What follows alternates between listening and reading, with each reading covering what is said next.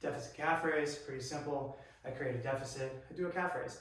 How big of a deficit? Well, this is, let's say, 2.5, 3 inches. If it gets too tall, it gets a little wonky because I like to have a target for my heel, but truly any height of a thing. So let's say this was a 10-inch box or whatever it is, and your heel's dangling off the side. It's totally fine as long as you're trying to be consistent.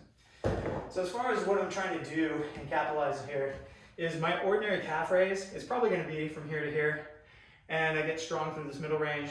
But if you're doing this movement, there's a strong possibility that we've identified that you're not as strong either through this end range or all the way up top. And you can technically satisfy both boxes. This one just happens to bias the bottom here, but I still want to go through my entire range of motion.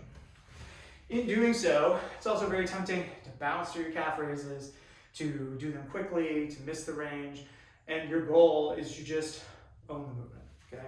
So it's quite simple as, even though it is a fairly small range of motion, 1, 2, 3, 4, hold for just a hot second, come back up, 1, 2, 3, 4, hold for just a moment, and come back up.